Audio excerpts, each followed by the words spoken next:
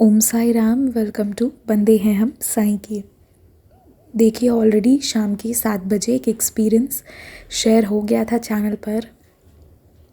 लेकिन मंजू दी साई फैमिली की एक बहुत प्यारी बाबा की बेटी हैं। वो भी साई बाबा एक्सपीरियंसेस पर शी अपलोड्स एक्सपीरियंसेस एंड संदेश। तो उन्होंने आज एक एक्सपीरियंस शेयर किया एंड कैसे तो हमारी बात भी हो गई एंड शी सेड कि प्लीज़ आज डालना इसे। तो बाबा की कृपा से मैं ये वाला एक्सपीरियंस डाल रही हूँ। और ये एक्सपीरियंस बाबा भेजे थे क्योंकि बाबा मुझे ये याद दिलाए कि तू मुझे पढ़कर कुछ सुनाएगी। मैं आज वो भूल गई थी, संदेश में आया था तो मैं सुनाऊंगी। और दूसरा कि बाबा आज संदेश में ये भी बोले थे ना कि चाहे चींटी को ही खाना दो बट वी शुड डू अन्नदान। बट आज मैं ना बहुत गुस्सा थी किसी रीज़न से। मैंने बोला बाबा मैं नहीं कर रही अन्नदान। हम हो जाते हैं ना कभी कभी नाराज़। तो बाबा की लीला देखिए, आज बाबा रात की 4 या 5 रोटियां मुझसे बनवाए और जो लास्ट एक 2-3 एक्स्ट्रा ही रोटी थी जो बन गई थी, तो जो लास्ट रोटी बनी वो ज़मीन पर गिर गया। ठीक है, फिर मैंने उसे उठाया, मैंने बोला अभी ये तो वेस्ट हो गया है। तो फिर हमें ध्यान आया, हमने कहा चलो कोई बात नहीं, हम ये डॉग को खिला देंगे। वैसे किचन का फ्लोर गंदा नहीं है बट स्टिल हम वैसे नीचे का तो खाएंगे नहीं, बट एटलीस्ट हम डॉग को खिला सकते हैं, वो लोग तो खा लेंगे। तो इस तरीके से बाबा आज भी अन्नदान करवा दिए। तो हमारी मर्ज़ी नहीं, साई की मर्ज़ी चलती है।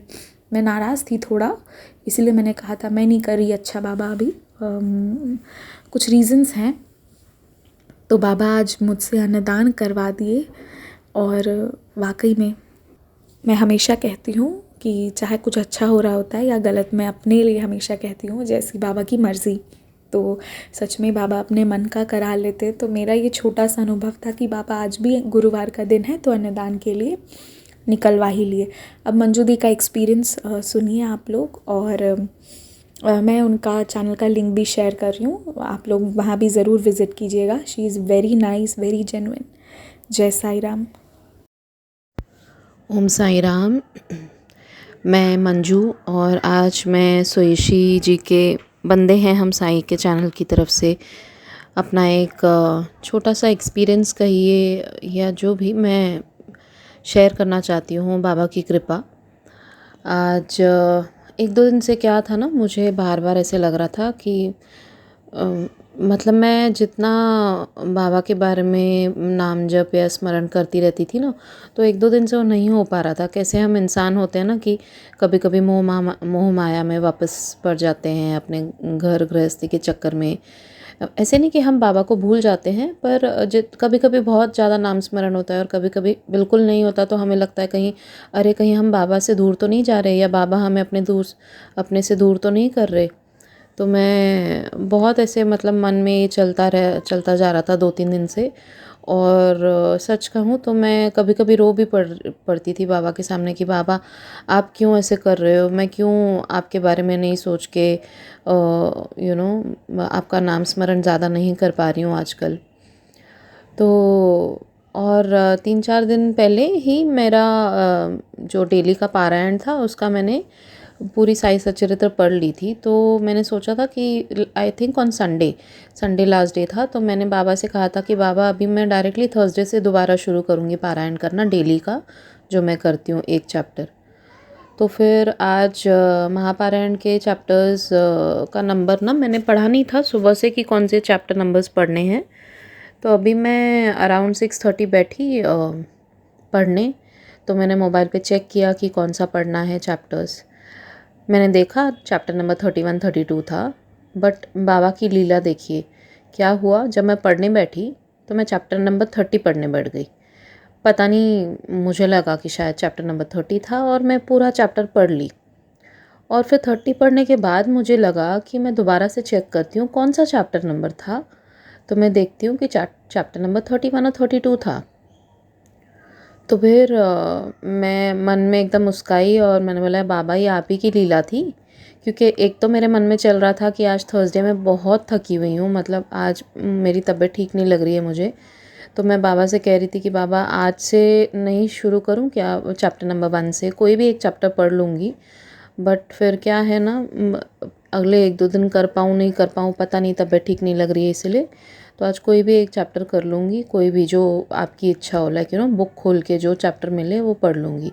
तो बाबा ने कैसे अपने आप ही चैप्टर नंबर 30 मेरा पढ़वा दिया, कि तू नहीं, तुझे ठीक लग रहा है तो कोई बात नहीं, चैप्टर नंबर 1 से नहीं शुरू करके आज चैप्टर नंबर 30 पढ़ ले। और चैप्टर नंबर 30 में कैसे बाबा ने मेरे सवाल का मुझे जवाब दिया, जो मेरे मन में चल रहा था कि बाबा आप मुझे अपने आप से दूर तो नहीं कर रहे हैं ना।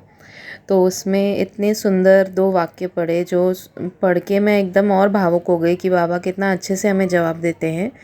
वो जो 2 वाक्य हैं उसमें ये था कि जो निर्बल तथा सर्व प्रकार से दीनहीन हैं और जो यह भी नहीं जानते कि भक्ति किसे कहते हैं, उनका तो केवल इतना ही विश्वास है कि अन्य सब लोग उन्हें असहाय छोड़कर उपेक्षा भले ही कर दें, परंतु अनाथों के नाथ और प्रभु श्री साईं मेरा कभी परित्याग न करेंगे।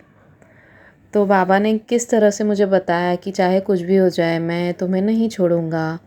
एंड वो पढ़ के मतलब देखिए, एक तो मेरी एक इच्छा कि बाबा आज से चैप्टर नंबर 1 दोबारा मुझे नहीं शुरू करना है, बिकॉज़ मुझे ऐसे लग रहा है कि अगर तबीयत ठीक नहीं होगी तो मैं कल कैसे पढ़ूंगी। तो एक वो अगर शुरू कर देते हैं तो कंटिन्यूस ऐसे लगता है कभी कभी कि पढ़ना चाहिए। चाहे बाबा तो कुछ नहीं कहते, बेचारे बाबा हमारे इतने अच्छे हैं, वो बोलते हैं तुम एक लाइन पढ़ लो, एक पैराग्राफ पढ़ लो, चलेगा, तबीयत ठीक नहीं है नहीं पढ़ोगे तो भी चलेगा, सिर्फ नाम जप कर लो। बट हमें अपने भाव के हिसाब से हमें लगता है कि नहीं बाबा हम पढ़ लें तो अच्छा है। तो बाबा ने कैसे वो भाव मेरा समझा और मुझसे चैप्टर नंबर 30 पढ़वा लिया, और फिर रियलाइज़ भी करवाया उसके बाद कि नहीं तू अभी 30 और 31 नहीं, तुझे 31 और 32 पढ़ना है। इसलिए मैं दोबारा जाके मोबाइल पे चेक किया और फिर मैंने चैप्टर नंबर 31 और 32 पढ़ लिया। तो एक ये छोटा अनुभव था मेरा। और दूसरा, आज जो सुयशी जी ने संदेश सुबह बताया था बाबा का, उसमें एक पॉइंट यह थी कि किसी की भी ज़रूरतमंद की मदद करो, एंड चाहे वो इंसान हो चाहे वो चींटी हो। तो कल क्या हुआ था कि एक जो नीचे स्वीपर्स काम करते हैं ना, जो बिल्डिंग साफ़ करते हैं, उनमें से एक हमारे घर पे आए थे पूछने कि हमने घर के बाहर ना एक शू रैक था, तो अभी सोसाइटी वाले अलाउ नहीं कर रहे हैं कि घर के एकदम बाहर ना पैसेज में शू रैक मत रखो। तो हमने उठा के due to some society rules that they have कि बाहर नहीं रखना है, आप चाहिए तो घर के अंदर रखो, वरना कहीं और रखो, बट घर के बाहर नहीं रखा जाएगा। They have some own rules, that's a different story. But the point is कि हमने वो कुछ दिन पहले वो शू रैक उठा के मतलब जो स्टेयर केस होता है ना वहाँ पर रखवा दिया था।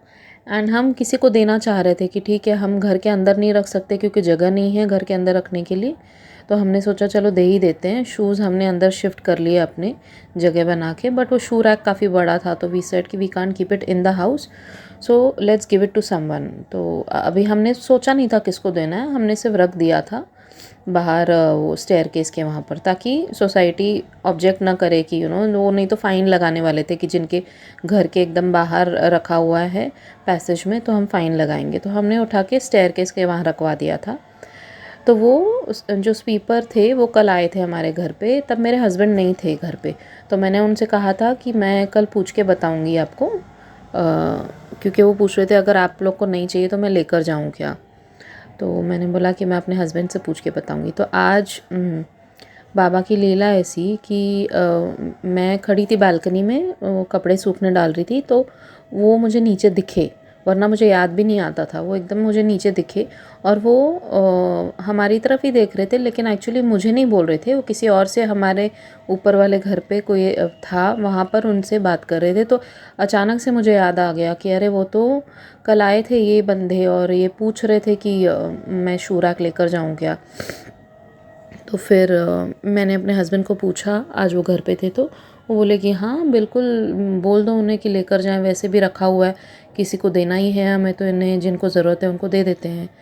तो इस प्रकार कैसे, मतलब जैसे बाबा ने कहा था कि किसी ज़रूरतमंद को मदद करो, तो आज वो चीज़ हो गई। मैंने उनको आवाज़ लगा के बोला कि आप वो लेकर जाइए और अगर आपको चाहिए तो वो आए ऊपर और वो हमें इन्फॉर्म किए कि मैं लेकर जा रहा हूँ, मुझे चाहिए इसलिए। तो वी वर लाइक हैप्पी कि चलो एटलीस्ट किसी के काम आ जाएगा, वरना ऐसे अच्छा खासा एक शू रैक, इट्स अच्छा खासा शेल्फ वाला ऐसे ही रखा हुआ है बाहर, वेस्ट हो जाएगा नहीं तो।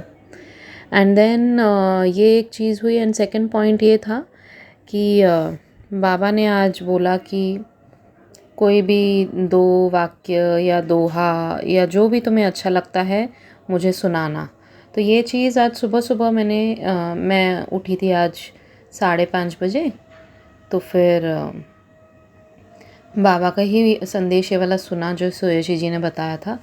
तो जैसे ही बाबा ने कहा कि कोई भी मतलब जो 2 वाक्य तुम्हें अच्छे लगते हैं वो मुझे ज़रूर सुनाना, तो मुझे थोड़ा मतलब ऐसे बाबा की ही ब्लेसिंग्स हैं कि थोड़ा बहुत मैं लिख लेती हूँ आजकल।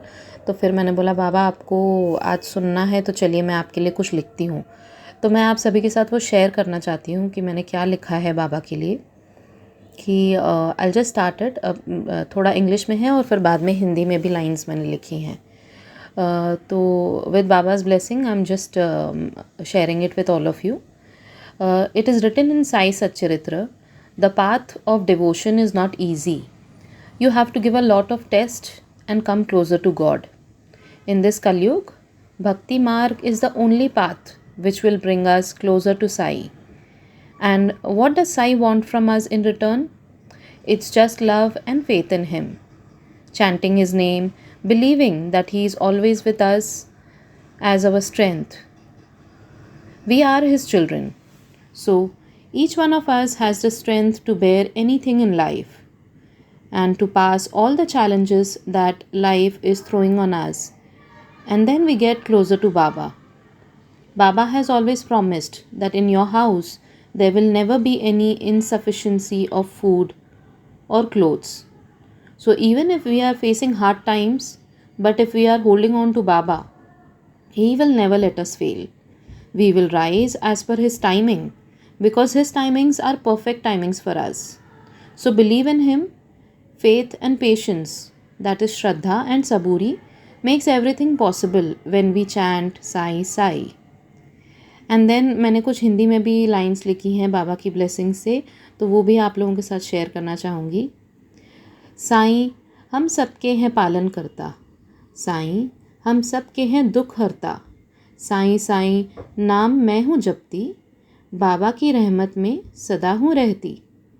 साईं कभी न छोड़ते हमारा साथ, टूटने न देते हमारा विश्वास, करते हैं कुछ ऐसे चमत्कार, लगा देते हैं जीवन की नैया को पार। कठिन समय आता है जब, करा देते हैं अपने होने का एहसास, राह सही दिखाते हैं साईं, जीवन में हमें सुखी कर जाते हैं साईं। बाबा की कृपा बनी रहे सब पर अपरंपार, यही दुआ करती हूँ सबके लिए आज। ओम साई राम। तो ये मेरा एक छोटा अनुभव था और कुछ एक प्रयत्न था, बाबा के लिए कुछ लिखा है मैंने। आशा करती हूँ कि आप सबको पसंद आएगा। एंड थैंक यू सुयशी मुझे हमेशा सपोर्ट करने के लिए और ये अपॉर्चुनिटी देने के लिए कि मैं कुछ बोल पाऊँ, you know. Thank you so much and may Baba bless all of us and may we keep chanting His name and may we all be under His blessings and on His feet, you know, doing His seva. Thank you. Om Sai Ram.